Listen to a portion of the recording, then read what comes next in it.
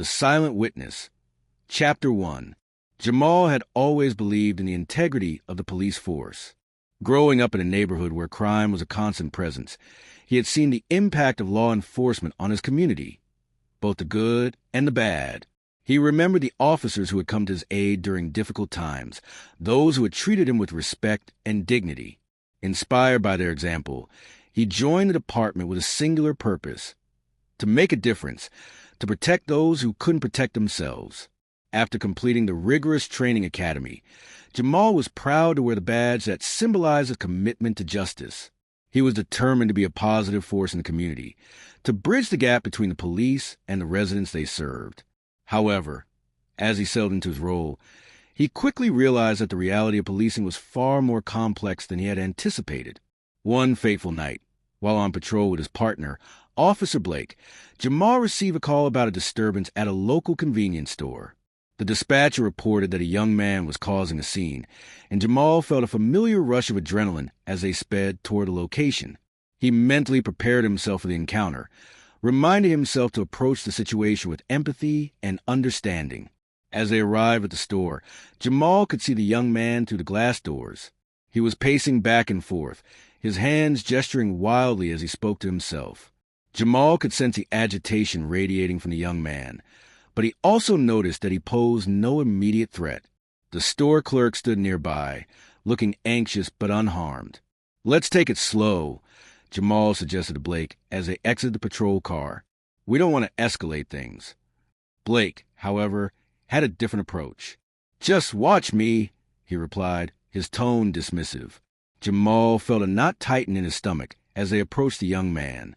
He could see the fear in the clerk's eyes, and he knew that the last thing they needed was to add to the tension. "Hey there," Jamal called out, raising his hands in a gesture of peace. "Can we talk for a moment?"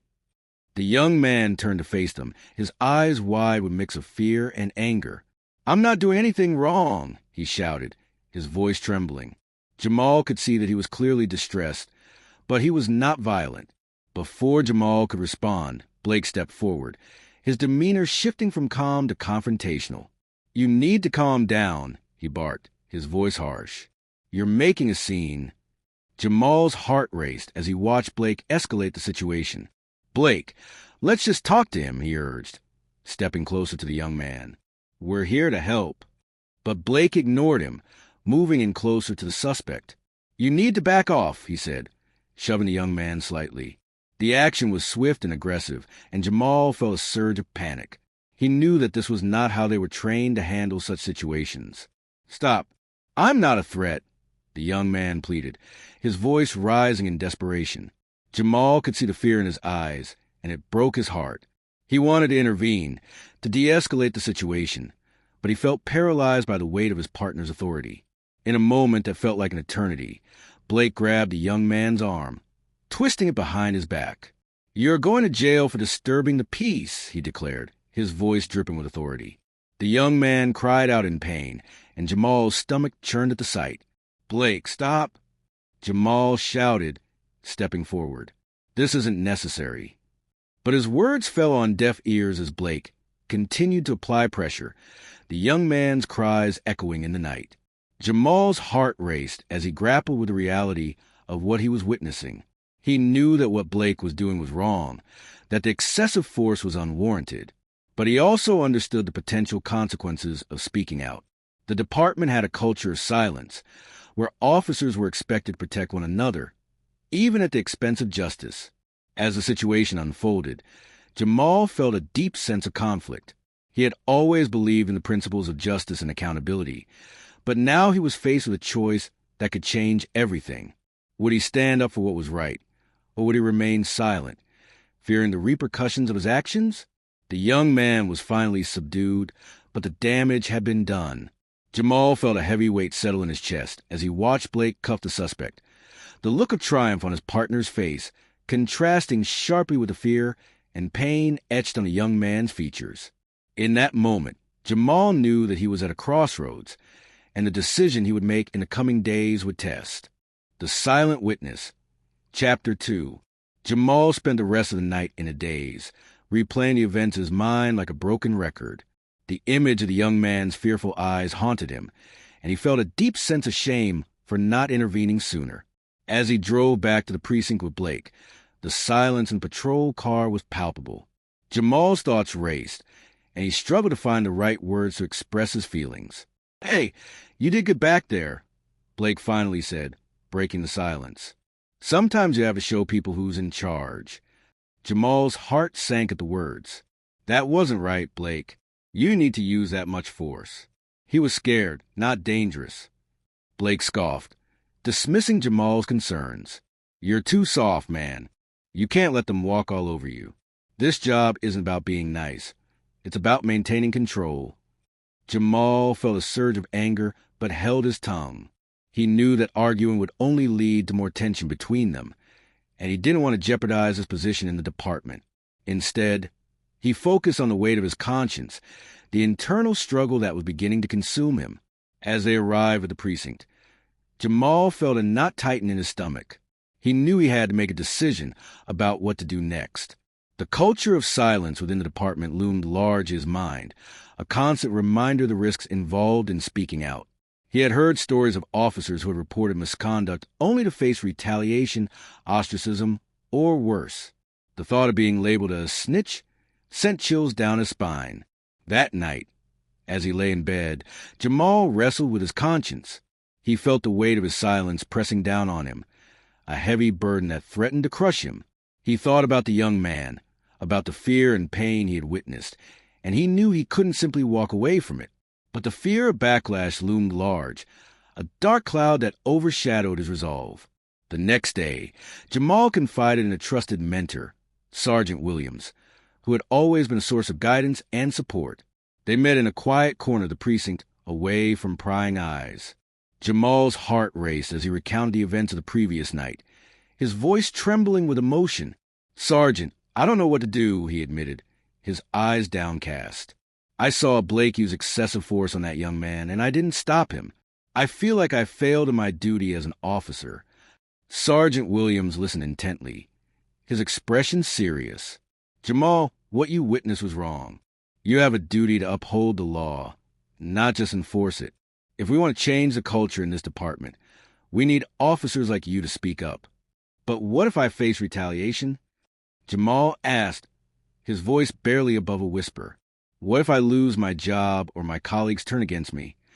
Williams placed a reassuring hand on Jamal's shoulder. "I understand your fears, but think about the young man. He deserves justice, and so do the communities we serve. If we stay silent, we're complicit in the very problems we're trying to fix." Jamal felt a flicker of hope ignite within him. He knew that Sergeant Williams was right. He couldn't let fear dictate his actions. But the decision to report Blake weighed heavily on him, and he needed time to process everything. That evening, as he sat alone in his apartment, Jamal reflected on his journey. He had joined the police force to make a difference, to protect those who couldn't protect themselves. But now, he was faced with a moral dilemma that threatened to unravel everything he had worked for. He thought about the young man, about the fear in his eyes, and he knew he couldn't turn his back on him. With a heavy heart, Jamal made the difficult decision to file a report. He knew it would not be easy, but he hoped that by standing up for what was right, he could help change the culture within the department. He took a deep breath, steeling himself for the challenges that lay ahead. The next morning, he arrived at the precinct early, determined to follow through with his decision.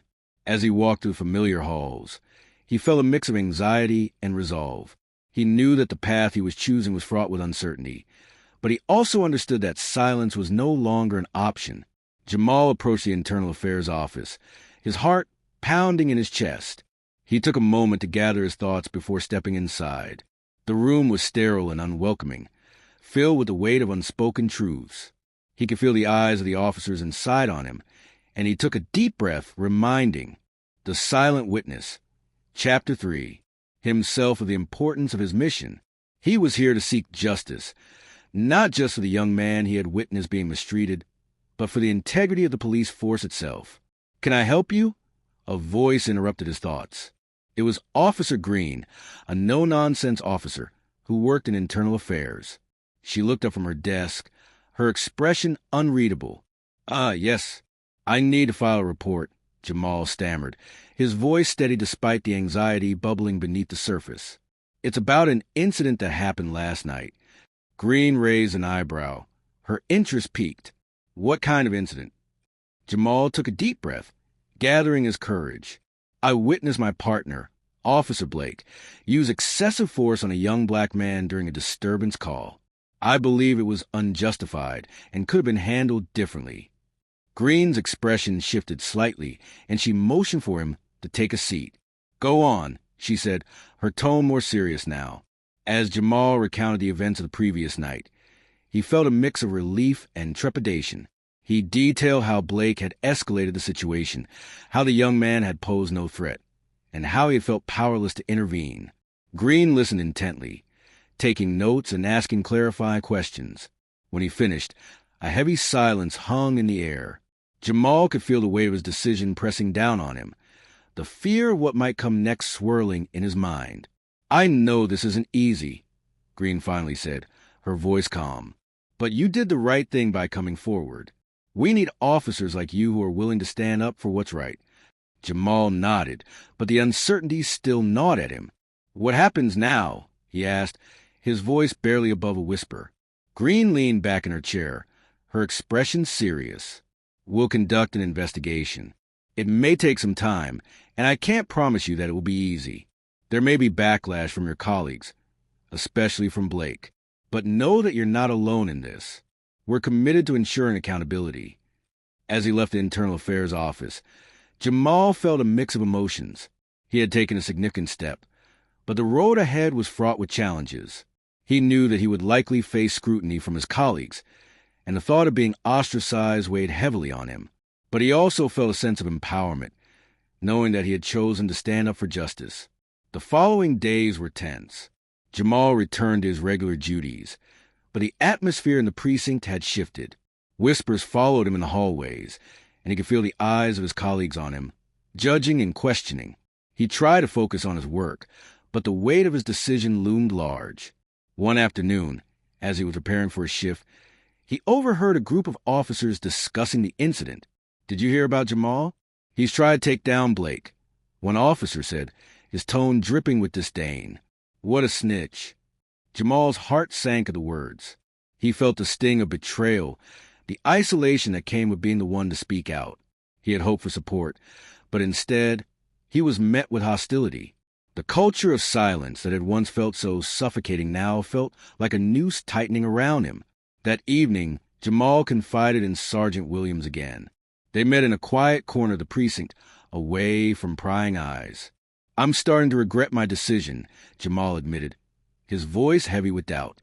"I thought I was doing the right thing, but now I feel like I'm being punished for it." Williams regarded him with understanding. "It's tough, Jamal. Change is never easy, especially in a culture that values loyalty over accountability. But remember why you did this. You're standing up for what's right, and that takes courage." Jamal nodded, but the weight of uncertainty still pressed down on him. "What if it doesn't change anything? What if I lose everything?" "Change takes time," Williams replied, his voice steady. "You may not see the impact of your actions right away, but you're planting seeds for the future. You're showing others that it's okay to speak up, that it's okay to demand better." As the days turned into weeks, Jamal continued to navigate the challenges of being a whistleblower. He faced backlash from some colleagues, but he also found unexpected allies among those who respected his courage. Slowly, conversations began to shift within the precinct. Officers started to discuss the need for accountability and the importance of addressing misconduct. One day, as Jamal was leaving the precinct, he was approached by Officer Rivera, a fellow officer who had been quietly supportive of his decision. The Silent Witness. Chapter 4. "Hey, Jamal," Officer Rivera said, her voice low and conspiratorial as she approached him in the parking lot. "Can we talk for a minute?" Jamal hesitated, glancing around to ensure no one was eavesdropping. The tension in the precinct had made him wary of unexpected conversations. "Sure, what's up?" he replied, trying to keep his tone neutral. Rivera leaned against a nearby car, her expression serious. "I just wanted to say that I admire what you did. It takes guts to stand up like that, especially with everything going on." Jamal felt a flicker of hope at her words. Thanks, but it hasn't been easy. I've been getting a lot of heat for it. I know, she said, her voice softening, but you're not alone. There are others who feel the same way you do. We're just afraid to speak up. You've given us a reason to think about it. Jamal's heart swelled with a mix of gratitude and relief. I appreciate that. I just wish more people would see it that way. Rivera nodded, her brow furrowed in thought. Change is hard, especially in a place like this. But maybe if we keep talking about it, we can start to shift the culture. You've already started that conversation. As they spoke, Jamal felt a renewed sense of purpose. He realized that while the road ahead would be challenging, he was not alone in his fight for accountability. There were others who shared his vision, and together, they could begin to create a ripple effect within the department. Over the next few weeks, Jamal continued to engage with his colleagues, sharing his experiences and encouraging open dialogue about the need for reform. He organized informal meetings with officers who were interested in discussing issues of accountability and community relations. Slowly, more officers began to join the conversation, and the atmosphere in the precinct began to shift. However, the investigation into Blake's actions loomed over Jamal like a dark cloud. He knew that the internal affairs team was gathering evidence, interviewing witnesses, and reviewing body camera footage. The uncertainty of the outcome weighed heavily on him, and he often found himself lost in thought, wondering what would happen if Blake faced disciplinary action. One afternoon, as Jamal was preparing for his shift, he received a call from Sergeant Williams. Jamal, can you come to my office? We need to talk about the investigation. Jamal's heart raced as he made his way to Williams' office. He took a deep breath before entering, steeling himself for whatever news awaited him. Williams was seated at his desk, a serious expression on his face. Jamal, I want to commend you for your bravery in coming forward, Williams began, his tone measured. The investigation is ongoing, but I wanted to give you a heads up about what's happening. Jamal nodded, his stomach churning with anxiety. What's the latest? Internal Affairs has completed their interviews, and they're reviewing the footage from the body cameras. It looks like they're taking your report seriously, which is a good sign. However, I want you to be prepared for the possibility of backlash from Blake and some of the other officers. Jamal felt a knot tighten in his chest. What do you mean by backlash? Blake has a lot of friends in the department, and he's not going to take this lying down. He may try to discredit you or turn others against you.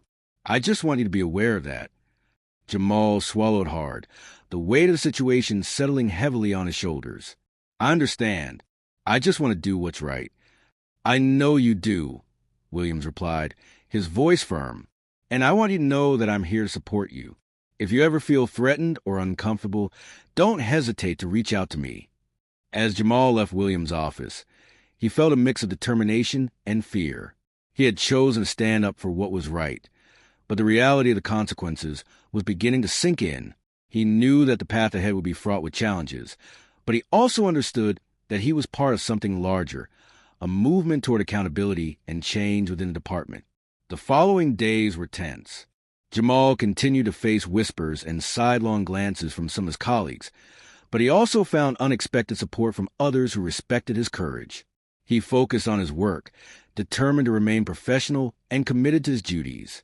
One evening, as he was finishing up his shift, he received a text from Rivera. Hey, we're having a small gathering at my place this weekend. Just a few of us from the precinct. I think it would be good for you to come. We want to show our support. Jamal felt a wave of gratitude wash over him. I'd love to come. Thank you.